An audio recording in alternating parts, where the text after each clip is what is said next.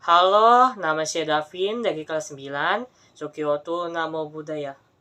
Karena berhubung besok adalah tanggal 10 November, yang artinya besok adalah Hari Pahlawan, maka di video kali ini saya akan membahas tokoh-tokoh pahlawan yang ada di uang kertas rupiah yang baru. Yang pertama adalah uang kertas yang bernilai Rp1.000. Ini contoh gambar uangnya. Oke, sekarang mari kita bahas. Sosok yang berada pada salah satu sisi uang Rp1.000 adalah Cut Meutia. Ia adalah seorang pejuang wanita dari Aceh. Kecantikan namanya sesuai dengan kecantikan wajahnya. Seperti yang dikatakan oleh H.C. Zencraft dalam sebuah buku yang sudah diterjemahkan ke dalam bahasa Indonesia oleh Abue Bakar, yang berjudul Aceh. Cut Meutia bukan saja amat cantik parasnya, tetapi ia memiliki tubuh yang indah. Wanita itu benar-benar seorang bidadari yang mempesona. Ia menikah pada usia 20 tahun dengan seorang lelaki Aceh melalui perjodohan. Namun, tidak berlangsung lama karena suaminya cenderung tunduk pada Belanda.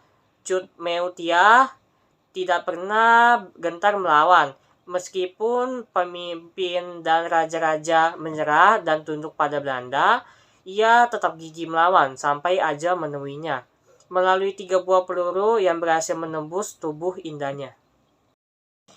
Yang kedua adalah uang kertas yang bernilai Rp2.000.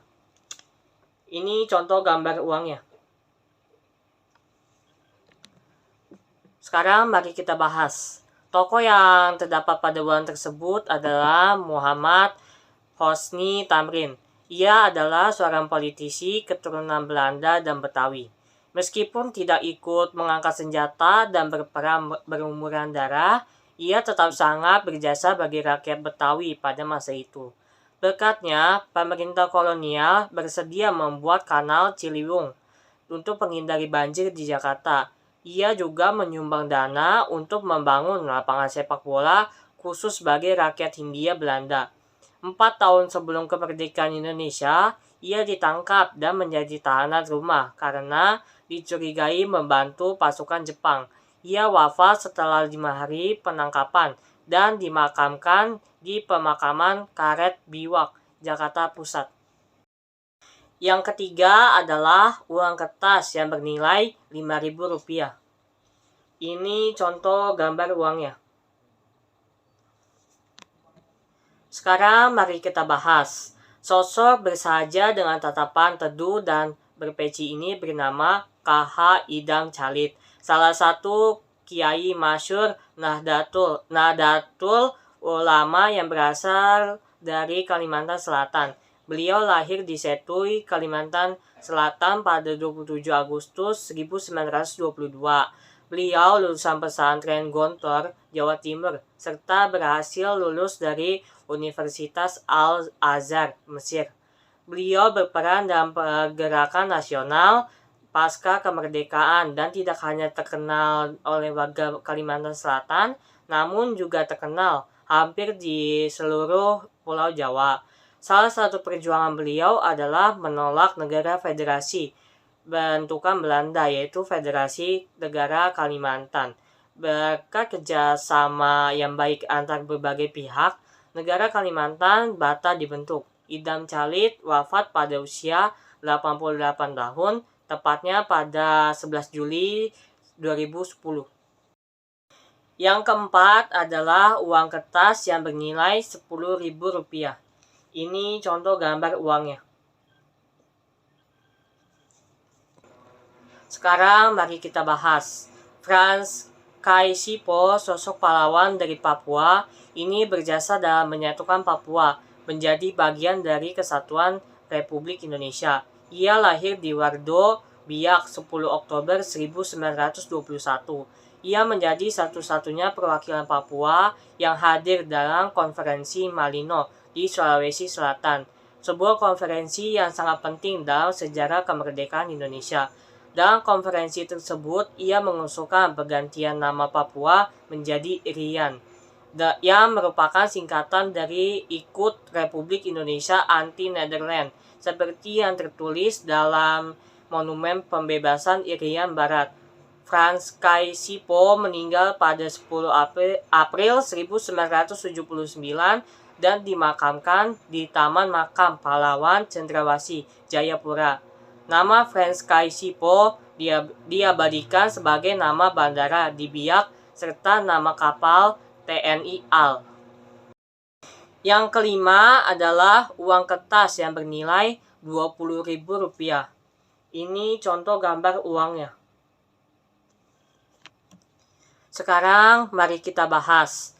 Sosok yang ditampilkan adalah Dr. Gerungan Saul Samuel Jacob Ratulangi.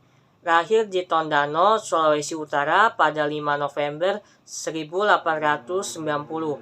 Beliau menempuh pendidikan di Hoofddam School, Tondano. Kemudian merantau ke Jakarta dan bersekolah di Sekolah Teknik Jakarta.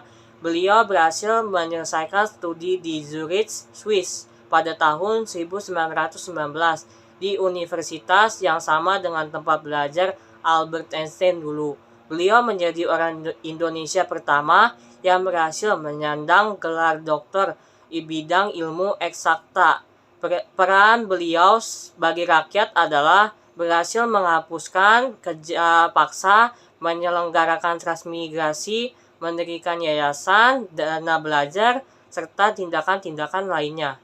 Beliau menjadi pembaca ulang proklamasi di hadapan warganya karena kabar proklamasi baru tiba di Sulawesi 2 hari setelah kemerdekaan. Beliau wafat karena kondisi kesehatan pada usia 58 tahun, tepatnya pada tanggal 30 Juni 1949 di Jakarta, dan dimakamkan di Tondano. Yang keenam adalah uang kertas yang bernilai Rp50.000. Ini contoh gambar uangnya. Sekarang mari kita bahas. Sosok tersebut bernama Juanda Kartawijaya, lahir di Tasikmalaya, Jawa Barat pada 14 Januari 1911. Beliau berperan dalam menjaga kedaulatan maritim Indonesia sejak awal kemerdekaan. Beliau adalah lulusan Teknis Hook School atau sekarang dikenal dengan Institut Teknologi Bandung. Juanda tidak setuju dengan aturan yang dibuat oleh Belanda yang mengakui bahwa batas laut teritorial hanya 3 mil dari garis pantai terendah. Beliau menganggap aturan tersebut hanya akan memisah-misahkan NKRI oleh laut internasional. Beliau kemudian mengeluarkan deklarasi Juanda pada 13 Desember 1957 yang menyatakan bahwa segala perairan yang menghubungkan pulau-pulau Indonesia masuk dalam teritori NKRI. Deklarasi tersebut awalnya ditentang oleh Amerika dan Australia. Namun berkat kegigihan beliau, Konvensi Hukum Laut PBB berhasil mengesahkan. Berkat beliau, kini Indonesia memiliki hamparan laut seluas hampir 6 juta kilometer persegi. Juanda wafat pada 7 November 1963 dan dimakamkan di Taman Makam Pahlawan Kalibata, Jakarta. Yang ketujuh atau yang terakhir adalah uang kertas yang bernilai Rp100.000. Ini contoh gambar uangnya. Siapa yang tidak mengenal kedua sosok yang terdapat pada uang kertas Rp100.000 ini? Mereka adalah I.R. Soekarno dan Muhammad Hatta, Presiden dan Wakil Presiden pertama Republik Indonesia.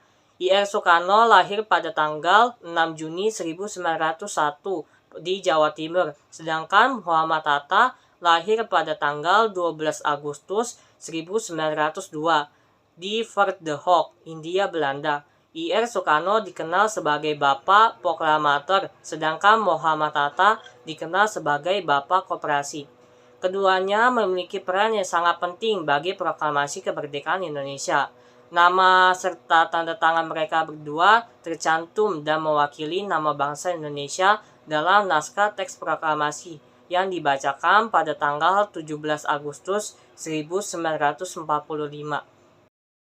Oke, sekian dari saya. Terima kasih. Sukyoto Namo Buddhaya.